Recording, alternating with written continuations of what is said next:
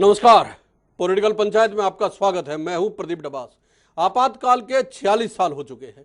Bharatiya Janata party ने देश और प्रदेश में इसे ब्लैक डे के रूप में मनाया। बीजेपी का कहना है कि उस वक्त की प्रधानमंत्री इंदिरा गांधी ने देश पर आपातकाल थोपकर लोकतंत्र की हत्या करने का काम किया था। उधर 3 कृषि कानूनों के खिलाफ चल रहे आंदोलन के लोगों ने आपातकाल को लेकर 26 जून को काला दिवस मनाने की बात कही है, लेकिन इससे पहले आंदोलनकारियों ने आज यह भी कहा कि 26 जून को जो इमरजेंसी लगी थी उस आपातकाल को मौजूदा सरकार ने सामान्य काल बना दिया है।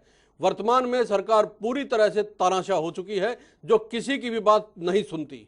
वहीं किसान आंदोलन पर भाजपा नेताओं का बयान भी सामने आया है। उनका कहना है कि किसान आंदोलन अपनी साख और धार खो चुका है। आंदोलन में कुछ लोग खालिस्तानी झंडे लेकर आए, महिलाओं से बलात्कार हुआ, वहीं एक व्यक्ति को जिंदा जला दिया गया। किसान आंदोलन और इसके नेताओं के भाषण भी राजनीतिक हो गए हैं।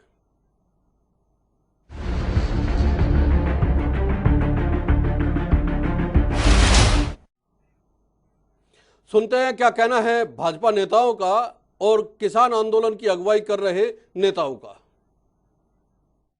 लेकिन किसान जथेबंदियां बीजेपी का विरोध करेंगे, हम जेजेपी का विरोध करेंगे, हम आपकी मीटिंग हुई तो झंडे लेके आएंगे। क्या लोकतांत्रिक प्रक्रिया है? लोकतांत्रिक प्रक्रिया ये है कि आप अपनी बात कहो, हम अपनी बात कहेंगे, लोग तय करेंगे कि किसकी बात ठीक है।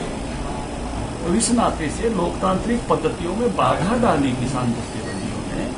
जो लोकतांत्रिक दृष्टि से हम अपनी रैलियां कर रहे थे, हम अपने कार्यक्रम कर रहे थे, हम अपनी ड्यूटीज पूरी कर रहे थे लोकतंत्र में, लोगों ने हमको यहाँ दायित्व लोकतंत्र में दिया है, हमने पार्टियां बनाई हैं, काम कर रहे हैं। उस नाते से तो सबको लोकतंत्र में अपने अपने काम करने का हक है। किसी दूसरे के काम में बाधा डालने का किसी को भी नहीं दिया है। दूसरी जो बड़ी बात ये है कि आपने देखा कि किसान जत्थेबंदियों के आंदोलन में कुछ लोग खालिस्तान के झंडे लेके आ गए, सबने देखा जी। हमने देखा कि घटना हो गई जो है 26 जनवरी को, और उन्होंने कहा कि हमारे लोग नहीं हैं। बाद में उनको छुड़ाने के चक्कर में भी चल पड़े, है ना। कभी हमारे हैं, कभी हमारे नहीं है। वहाँ रेप हो गए, वहाँ एक आदमी को जिंदा जला दिया गया। तो ये सारी चीजें किसी भी कैडर का जब कोई आंदोलन होता है तो उसकी साख को कम करती है। ट्रैक्टर भी आते रहेंगे, ये किसान भी आते रहेंगे, और ये 4 लाख ट्रैक्टर भी वही हैं, और ये 25 लाख आदमी भी वही है जो इंतजार कर रहे हैं जब इनको कॉल करी जाएगी। ये सारे के सारे दिल्ली की दहलीज पे आएंगे।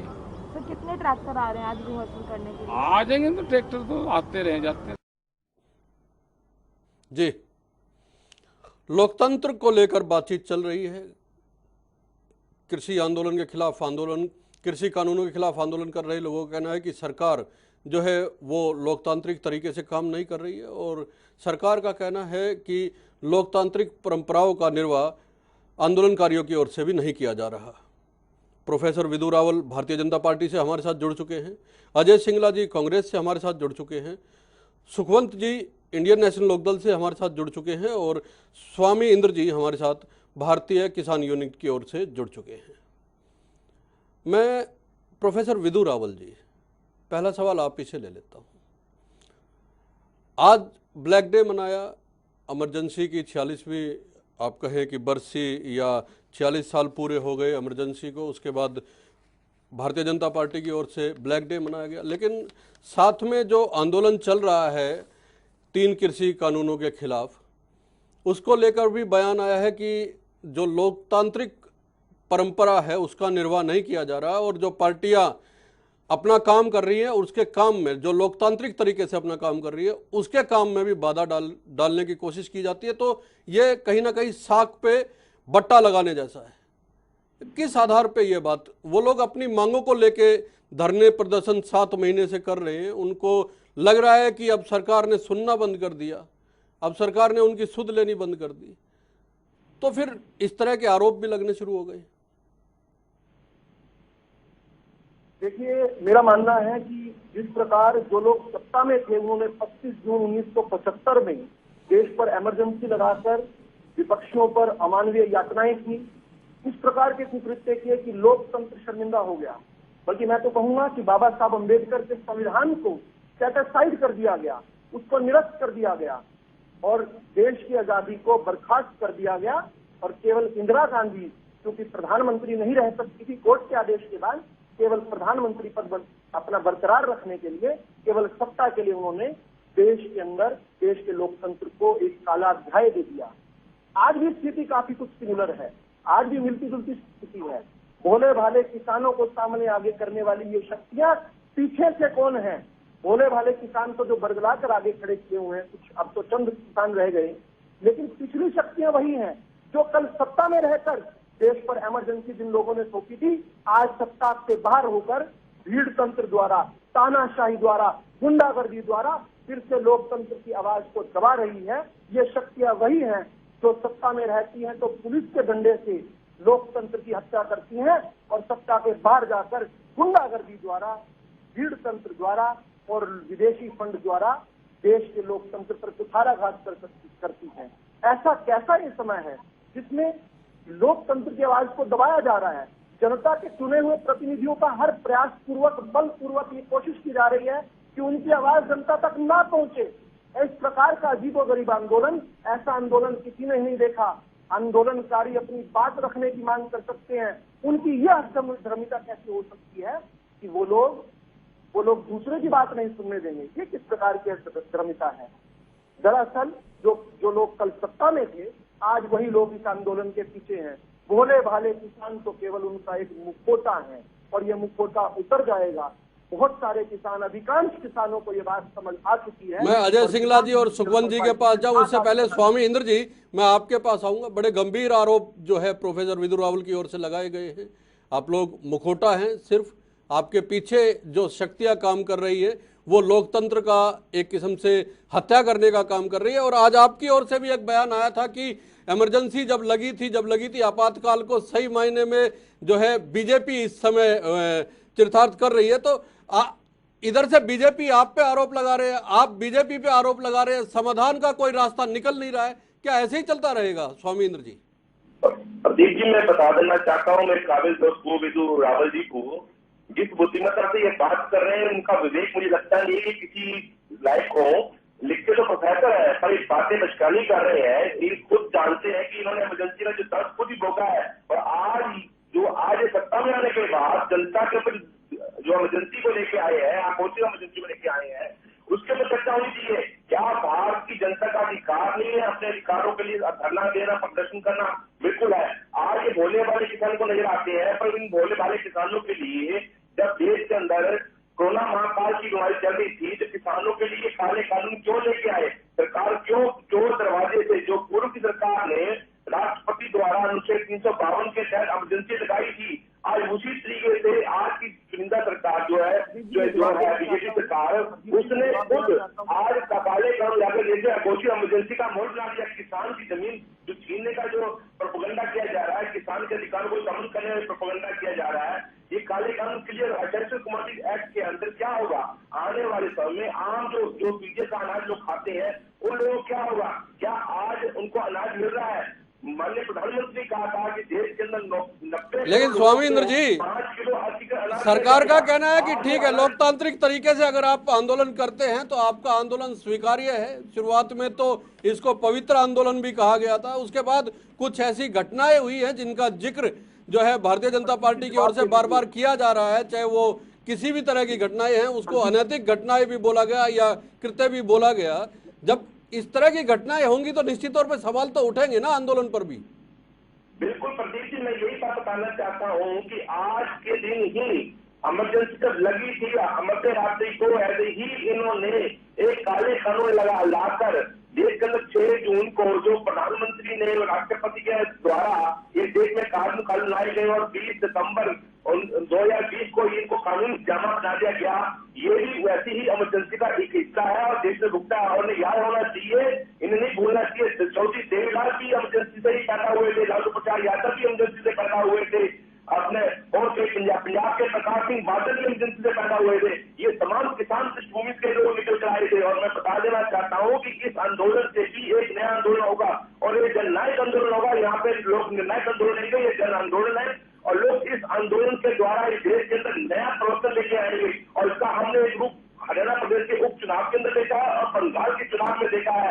और सरकार को समझ लेना चाहिए किसानों के साथ धोखा किया जाएगा, किसानों का जोर जबरदस्ती की जाएगी, किसान तन मन धन के साथ अपने संतों को प्रोड्यूस करेंगे। और आप देख रहे हैं कि कल से उत्तर प्रदेश से लाखों की तादाद में ट्रैक्टर चल पड़े हैं और आज शाम तक गाजीपुर बॉर्डर पर वो पहुंच जाएंगे। लगभग 4 लाख जवाब स्वामी इंद्र जी, जवाब तो उसी बात का चाहिए कि जो अनैतिक कार्यों का आरोप लग रहा है और जो छवि खराब हो रही है पूरे आंदोलन की, और जिस तरह से अभी बयान भी आपने सुना कि धब्बे लग रहे हैं आंदोलन की साख पे, तो उसको लेके क्या कहेंगे? मैं आपके पास आऊंगा, उससे पहले अजय सिंगला जी, 2 सवाल है। एक तो आपको आपकी पार्टी की ओर से जो 46 साल पहले किया गया था उसकी बरसी एक किस्म से कहे तो आज मनाई गई है, एक बात ब्लैक डे इमरजेंसी के तौर पे। दूसरा ये कहा गया है कि अभी भी आप जो है पीछे से आंदोलन को जो है सपोर्ट करके और पूरा डिस्टर्ब करना चाहते हैं लोकतांत्रिक प्रणाली से जो सरकार चुनी गई है और जो चल रही है उस पूरी सरकार को ही डिस्टर्ब करना चाहते हैं। प्रदीप जी, जहां तक बात है इमरजेंसी की, हमारे सभी शीर्ष नेता इस बात को ये मान चुके हैं, कह चुके हैं कि ये एक मिस्टेक थी, इसलिए इसका कोई मायने नहीं रह जाता। राहुल गांधी जी का एक वर्ड था, absolutely it was a mistake. Sonia ji ने भी कही थी, आदरणीय मनमोहन सिंह जी ने कही थी। अरे कब तक ये हमारे ऊपर ही अपनी राजनीति करते रहेंगे? प्रदीप जी, जब सरकारें फेल हो जाती है ना, जब उनके ऊपर से जनता का विश्वास टूट जाता है, जब उनकी राजनीतिक जमीन खत्म हो जाती है, तो ये पुराने मुद्दे उठते हैं। आज जो भारत का युवा है, जो हरियाणा का युवा है, उसको इमरजेंसी से कुछ नहीं लेना, उसको करंट चाहिए, उसको रोजगार चाहिए। अरे कब तक आप इमरजेंसी में राजनीति करेंगे? 40% बेरोजगारी हरियाणा में। आप बात करते हैं इमरजेंसी की, इमरजेंसी ये है या वो थी जो आप रोजगार नहीं दे पा रहे? इमरजेंसी ये है कि जहां पर पेट्रोल डीजल 100 रुपए हो गया, लोगों को 2 वक्त का चूल्हा नहीं जल रहा, आप 40 साल पुरानी बात कर रहे हैं। इमरजेंसी ये है जहां पर जीडीपी माइनस हो चुकी है, आप उस 40 साल पहले की बात कर रहे हैं। इमरजेंसी ये जहां पे कोरोना से लोग मर गए, ऑक्सीजन के बिना लोग मर गए, बेड के बिना लोग मर गए, दवाइयों के बिना मर गए, आप 40 साल पुरानी बात कर रहे हैं। शर्म आनी चाहिए आपको। इमरजेंसी क्या है प्रदीप जी? अगर पढ़े लिखे बच्चे वो आंदोलन करते हैं तो वो टुकड़ा टुकड़ा कहेंगे, पढ़े लिखे आंदोलन करते हैं तो वो नक्सलवादी है, किसान आंदोलन करते हैं तो वो आतंकवादी है। ये इमरजेंसी, जब पत्रकार सच बोलता है उसके ऊपर केस कर देते हैं राष्ट्रद्रोह का। सुप्रीम कोर्ट को कहना पड़ता है। आ रहा हूँ विदु जी, आप कई सारे सवाल है आपके लिए, कई सारे सवाल है, मैं आऊंगा आपके पास। इमरजेंसी आ गया या तब थी? इमरजेंसी आ गए जब कोई बोल नहीं सकता, कोई सड़क पे आ नहीं सकता। अरे क्या हुआ दिल्ली में? सिर्फ लोगों ने ये पूछा था हमारे बच्चों की वैक्सीन विदेश में क्यों गई? 13 FIR, 25 बंदे अरेस्ट। ये होती है इमरजेंसी, जब कोई पत्रकार नहीं बोल सकता। अरे कॉमेडियन अगर कोई कॉमेडी के बना दे उसको जेल के अंदर, राष्ट्रद्रोह। क्या कर रहे हैं आप? कैसी सरकार चला रहे हैं आप? किस तरफ लेकर जा रहे हैं देश को? लेकिन सिंगला साहब एक सवाल मैं सुखवंत जी के पास जाऊंगा। एक सवाल आपसे बड़ा छोटा सा ये है कि जब इसी आंदोलन के नेताओं ने ये कहा था कि 26 जून को हम इमरजेंसी की बरसी मनाएंगे और इमरजेंसी जो आपातकाल उस समय लगाया गया था उसका विरोध करेंगे, काले झंडे भी हम लेके प्रदर्शन करेंगे, तब आप ही के नेताओं की ओर से यह कहा गया था कि आंदोलन के नेता भटक गए। अब आप सपोर्ट कर रहे हैं इस आंदोलन को? किसान आंदोलन को हम सपोर्ट कर रहे हैं। हम मैडम शैलजा जी के नेतृत्व में कांग्रेस पार्टी हर तरह से किसान आंदोलन के साथ है। इन तीनों कृषि कानूनों के आंदोलन के साथ तो वो भी कह रहे हैं, नेताओं को लेकर उन्होंने कहा नेता भटक गए। अब आप बता दीजिए कि नेता भटक गए हैं या ये जो उनकी ओर से घोषणा की गई थी वो सही थी या गलत थी? या हाँ या ना में जवाब दे दीजिए, फिर मैं सुखवंत जी के पास जाऊंगा। प्रदीप जी, ये आंदोलन किसानों का है जी। कांग्रेस पार्टी पूरी तरह से मोरल सपोर्ट में किसानों के साथ है, थी और रहेगी। हरियाणा की जनता के साथ है, थी और रहेगी। भ्रष्टाचार के खिलाफ है और रहेगी। हम किसानों की मांगों के साथ है और उनमें आपस में क्या है इससे हमारा कोई लेना नहीं। सुखवंत जी, तमाम तरह के आरोप भारतीय जनता पार्टी की ओर से लगाए गए हैं आंदोलन पे, और जो जितने भी धरने चल रहे हैं वहां पे ये कहा गया अनैतिक कार्य होते। अगर अनैतिक कार्य होते तो फिर आपकी पार्टी सपोर्ट क्यों कर रही है ऐसे आंदोलन को? नागरू जी को बुलाओ। प्रदीप भाई नमस्कार, और सब साथियों को नमस्कार जी। देखो, ओम प्रकाश धनखड़ जी की स्टेटमेंट को मैंने भी सुना, आपने भी उसको एलाबोरेट किया है। पहली बात तो ये है कि उन्होंने ये कहा कि यहाँ पे खालिस्तान के झंडे लेकर के आते हैं। प्रदीप भाई, अगर कोई अनलॉफुल एक्टिविटी में यहाँ पे संलिप्त है तो सरकार क्या कर रही है? सिर्फ उसके प्रदेश अध्यक्ष उसको भाषण क्यों देते हैं, स्टेटमेंट क्यों देते हैं? दूसरी बात, उन्होंने दो तीन घटनाओं का और जिक्र किया कि महिला के साथ बदसलूकी हुई या जिंदा जलाया गया। मैं आपके माध्यम से ये पूछता हूँ कि क्या ये जांच जो अभी तक जो पुलिस ने पूरी नहीं की है वो ओम प्रकाश धनखड़ जी ने पूरी करनी क्या है? और क्या इस प्रकार के स्टेटमेंट देकर के उस पार्टी के प्रदेश अध्यक्ष जिसकी इस प्रदेश में सरकार है, इस प्रकार के बयान देकर के क्या वो जांच को प्रभावित नहीं कर रहे हैं क्या? ये एक वर्जन है। उस वर्जन के ऊपर अभी जांच जारी है। दोनों ही केसेस में जांच नहीं हुई है, कंप्लीट नहीं हुई है। और उससे पहले प्रदेश अध्यक्ष जी का ये कहना कि ऐसे ऐसे हुआ, वो प्रदीप भाई मेरा इस पर सख्त ऐतराज है। और यही वास्तव में संविधान के विरुद्ध है कि जब तक जांच पूरी ना हो तब तक प्रदेश अध्यक्ष जो है उस जांच को प्रभावित करता है। अब जो व्यक्ति वहां पे आईओ होगा या जो लोग उसकी जांच में शामिल होंगे वो प्रभावित ना होंगे इस बात से। इस बात की गारंटी आप भी ले सकते, मैं भी ले सकता, कोई भी ले सकता। इस प्रकार के गैर जिम्मेदार बयान से ओम प्रकाश धनखड़ जी को बचना चाहिए। जहां तक आपने ये कही थी ईमेल, देखो प्रदीप भाई, ये आंदोलन किसानों का है और इस देश के किसानों के विरुद्ध जो काम किए जा रहे हैं, जो बीजेपी और कांग्रेस दोनों के द्वारा किए जा रहे हैं, उसके विरुद्ध किसान खड़ा हुआ है। तीनों कानूनों को बहुत since very beginning Indian National Lokdal को सपोर्ट करती है। हमारे नेता चौधरी अभय सिंह चौटाला एकमात्र व्यक्तित्व है इस देश में जिन्होंने अपने चुने हुए प्रतिनिधि के पद से इस्तीफा दिया। अब इसमें किस प्रकार की इनके कहने से कौन मान लेगा ये हुआ? आप जांच पूरी करके आप एविडेंस तो लेकर प्रोफेसर विदु रावल साहब, दो बातें आप 10 सेकंड। हाँ, बोलिए। मैं ये कह रहा हूँ कि बगैर ये जांच जो है, क्योंकि सरकार की मंशा, बीजेपी और संघ की मंशा बहुत शुरू से किसान आंदोलन को बदनाम करने की थी। आपने देखा होगा किस प्रकार विदेशी फंडिंग की बात करी, किस प्रकार खालिस्तान की बात करी, किस प्रकार से आतंकवादी कहा गया, किस प्रकार से जो बातें कही गई। मैं ये पूछता हूँ कि आप लोगों की सरकार है, आपके पास इंटेलिजेंस है, आईजी है, पुलिस है, अगर कोई एविडेंस है तो आज तक एक भी केस दर्ज नहीं किया आपने। और इस प्रकार की बात करके हम ये क्यों ना माना जाए कि ओम प्रकाश धनखड़ जैसे प्रदेश अध्यक्ष के पद पर जिम्मेदार व्यक्तित्व होने के नाते उन्होंने इतना गैर जिम्मेदार बयान दिया, और प्रोफेसर विदु रावल और कांग्रेस बीजेपी के दूसरे नेताओं के उसके ऊपर शर्मिंदा होना चाहिए कि उनका प्रदेश अध्यक्ष इस प्रकार से जांच को प्रभावित करने की कोशिश कर रहा है। प्रोफेसर विदु रावल साहब, दो बड़े सवाल हैं। एक कांग्रेस की ओर से आपसे पूछा गया, आपातकाल तो असली आपातकाल तो इस वक्त लगा हुआ है, 46 साल पहले जो लगा था वो अलग बात थी। असली आपातकाल अभी है। लोग बोलते हैं, उनकी सुनवाई नहीं होती, तानाशाह सरकार है। और किसान नेताओं की ओर से भी कहा गया है कि जो है सरकार मनमर्जी से चल रही है। और इंडियन नेशनल लोकदल भी कहती है कि जांच पूरी होने से पहले आप किस तरह बयान दे सकते हैं, आप प्रभावित कर रहे हैं सारे मामले को। आपकी डिबेट में 3-on-1 है।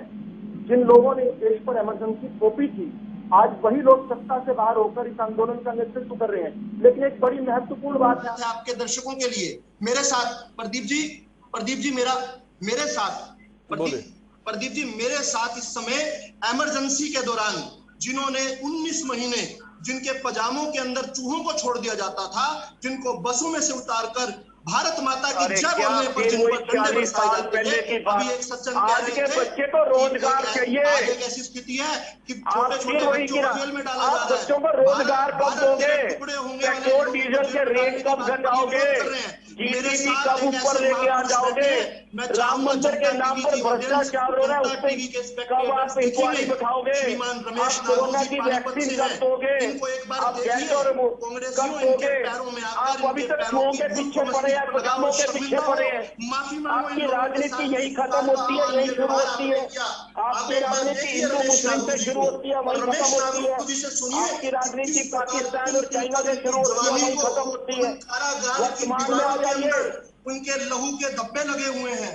एक बार देखिए तो सही, आने रही। ये रमेश नागरू जी ये रमेश नागरू जी हैं। आप इनको देखिए एक बार, इनके चरणों को स्पर्श कर अपना मस्तक इनके चरणों पर लगाकर माफी मांगिए इनसे। और इन जैसे सैकड़ों, हजारों और लाखों देशभक्तों से जिन पर लाठियां केवल इसलिए बरसाई गई, पुलिस लाठियां बरसा रही थी क्योंकि इनके मुंह से लड़ीबद्ध भारत माता की जय का उद्घोष लग रहा था। ये इन लोगों ने हट रमिता दिखाई, भारत माता की जय को बंद नहीं किया। एक बार इनको प्रणाम तो कीजिए। मैं प्रदीप जी आपसे निवेदन करूंगा उनकी ऑडियो को फीड किया जाए ताकि रमेश जी को दिखाया जाए। एक बार रमेश जी की आवाज भी सुनी जाए। रमेश जी को दिखा दिया।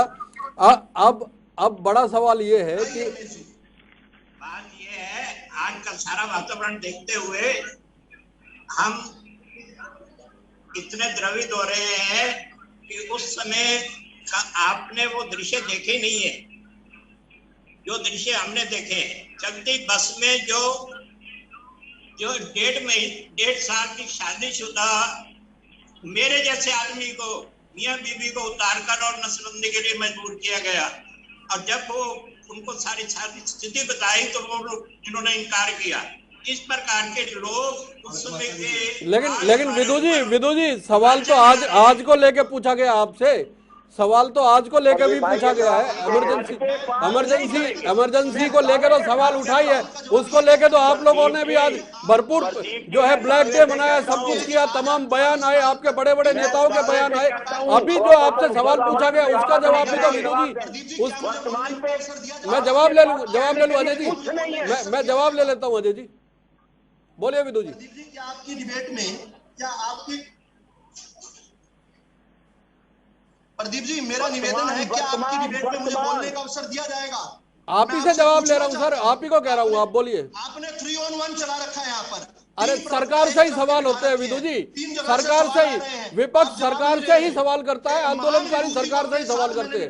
बोलिए। इस महान विभूति ने 19 महीनों तक maintenance of internal security act Misa के तहत अपने जीवन के जवानी के दिन उन कारागार के वहां पर उनकी दीवारों पर इनके लहू की बूंदे, इनकी यातनाओं की पीड़ाएं, इनकी विदु जी जो अभी के सवाल है उनके जवाब है आपके पास। आप कब तक कांग्रेस के सिंगला जी एक बार जवाब ले लेते हैं। प्रदीप जी इसका कोई मायने नहीं अगर आप वर्तमान में नहीं जी सकते। आपके पास वर्तमान में देने को क्या कुछ नहीं आपके पास। की आवाज पहुंचे, जनता की आवाज पहुंचे। वो चाहते हैं कि जनप्रतिनिधियों का इस प्रकार का अपमान चलता रहे, इस प्रकार की उनकी बात न बढ़े। वो कल सत्ता में थे तो भी लोकतंत्र की हत्या कर रहे थे, आज सत्ता से बाहर हैं तो भी लोकतंत्र। बोलिए स्वामी इंद्र जी, बड़ा आरोप आपके ऊपर जनप्रतिनिधियों की, आप लोग अपमान कर रहे हैं, उनका रास्ता रोकते हैं, उनके काम रोकते हैं। लोकतंत्र में असली बाधा तो आप लोग डाल रहे हैं स्वामी इंद्र जी, लोकतंत्र में असली बाधा, असली इमरजेंसी तो आप लोग लगा रहे हैं। मैं जवाब ले रहा हूँ विदु जी, जवाब ले रहा हूँ। बीजेपी सरकार हरियाणा के अंदर क्या कारगुजारी कर रही है आपको पता होना चाहिए कि हमारे युवा किसान साथियों को जेल में ठोका जा रहा है। आपने शिक्षा का आंदोलन कवर किया था, आपने अभी हिसार का जो थाने के बाहर किसानों ने आंदोलन किया था जिसमें रवि आजाद था, अपना और जो साथी थे 3 साथियों को पकड़ के जेल रखा गया, उनके पर झूठे मुकदमे दर्ज किए गए। और अभी आपने देखा कल ही की बात है कि गोल्डन हट होटल के ऊपर 4 तक दीवार कर दी गई, जांच से दीवार की जाएगी। वो होटल का मालिक जो है किसानों को फ्री में खाना देता है, वो किसानों की सेवा करता है, या सेवा करने वाले के ऊपर उसके काम को प्रभावित किया जा रहा है। पंजाब के अंदर, हरियाणा के अंदर ऐसे किसान जो साथियों ने, जो किसान हमारे 20% को प्राप्त हो गए थे, उन साथियों को 20,000, 25,000, 50,000 की क्या मदद कर दी। इन्होंने आईडी के छापे डलवाए उनके ऊपर, उनके कारोबार को। लेकिन स्वामी इंद्र जी सवाल तो ये है ना कि आप सरकार के कामकाज में बाधा डाल रहे हैं। सरकार के लोग, मंत्री, विधायक अगर कहीं पे जाते हैं, सांसद, आप उनका रास्ता रोक लेते, वो अपना काम नहीं कर पा रहे। असली लोकतंत्र की बीजेपी कह रही है, हत्या तो आप कर रहे हैं, इमरजेंसी का काल तो आप लेके आए हैं। मैं वही बताना चाह रहा हूँ, जो किसान रोक रहे हैं वो बिल्कुल सही रोक रहे हैं, क्योंकि यही काले कानून लेके आए हैं, यही काले कानून वापिस ले गए, क्योंकि सरकार के काम ये सही नहीं कर रहे। ये जन पूंजी प्रतिभाग मिलकर देश को बेचने का काम करे, इसलिए किसान को जगाने का काम करे। आज देश के अंदर जन जागरण का आंदोलन चल रहा है, देश के किसान और आम आदमी मिलकर इस पूंजी बेच सरकार को जगाने का काम करे कि ये सरकार आप पूंजीपति खातना बिके, हमने आपको वोट दिया, हमारे वोट का मूल्य चुकाने का समय आ गया है, पर सरकार निजी स्वार्थों के कारण ऐसे कृत्य कर रही है जो काले कानून लेके गए। आज सिंपल सी बात है, प्रधानमंत्री कहते हैं कि मैं किसानों से एक फोन की कॉल की दूरी पे हूँ, कि सरकार प्रधानमंत्री क्यों नहीं किसानों से मिल लेते और इस समस्या का निदान कर देते। 3 कानून जैसे आप देखा है वापस ले जाइए। जब जनता को जरूरत नहीं इस कानून की, आप जबरदस्ती तो थोप रहे हैं। सिंपल सी बात है, सरकार समझ नहीं रही, जान के समझिए, क्योंकि सरकार का स्वार्थ उसमें छुपा हुआ। सरकार पूंजी पत्थर दिख चुकी है, लोगों की आवाज सरकार नहीं सुन रही है। विदु जी, मैं अब जाऊंगा अजय जी के पास, पहले आपसे जवाब ले लेता हूं। इतने महीने हो गए, 22 जनवरी के बाद आपने बातचीत नहीं की है, तो हालात तो यही होंगे ना। आप आंदोलनकारियों पे आरोप लगाएंगे, आंदोलनकारी आप पे आरोप लगाएंगे, इसका समाधान होगा या नहीं होगा, ये बताइए। प्रदीप जी, इतना सरल नहीं है जितना सरलता से आपने इस बात को रख दिया। 22 जनवरी के बाद 26 जनवरी हुआ। क्या 26 जनवरी आपके लिए कोई महत्व का नहीं दिन है? क्या 26 जनवरी पर किस प्रकार देश के लोकतंत्र पर, देश के गणतंत्र पर, देश के तिरंगे पर, देश राष्ट्रीय ध्वज पर का अपमान हुआ? क्या आपके मन में जरा भी संवेदना नहीं है जो आप 22 के बाद 26 को मैं जब भी बोलता हूँ मेरे साथ उनकी आवाज म्यूट क्यों नहीं कर देते थोड़ी देर के लिए? मैं तो थोड़ी देर के लिए निवेदन कर रहा हूँ। ये लोग चाहते हैं कि लोकतंत्र की आवाज को परमानेंटली म्यूट कर दिया जाए।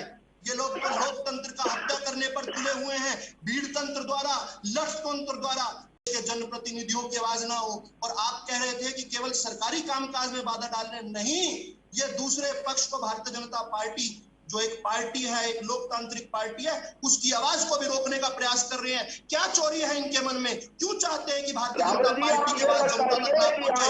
क्या इनके मन में चोर है? ये किस बात से करते हैं? इनके कौन से झूठ का पर्दाफाश हो जाएगा अगर भारतीय जनता पार्टी के कार्यकर्ता, भारतीय जनता पार्टी के नेता हर स्थान पर जाकर, जगह पर जाकर बताएंगे। और मैं फिर से आपको याद दिलाना चाह रहा हूँ, एक बार चेहरा तो देखिए, एक बार चेहरा तो देखिए रमेश राजू जी का। इन्होंने अपने जीवन की जवानी अपनी किस प्रकार कारागार की दीवारों पर दीवारें चीख कर बताएंगी, उनको शर्मिंदगी का एहसास कराएंगी। इस प्रकार इन्होंने अपनी जवानी को वहां पर खोया है। इस प्रकार की अमानवीय यातनाएं उनको दी गई है। कैसे भूल जाए, कैसे भूल जाए? ये चाहते हैं कि देश भूल जाए, लेकिन देश अजय सिंगला, मैं अजय सिंगला जी से एक सवाल पूछ लेता हूँ। मैं आ रहा हूँ स्वामी इंद्र जी आपके पास। अजय सिंगला जी से मैं एक सवाल पूछ लेता हूँ। साहब, इमरजेंसी को लेके आज ब्लैक डे मनाया गया, कल किसान भी जो है आंदोलन कर रहे हैं।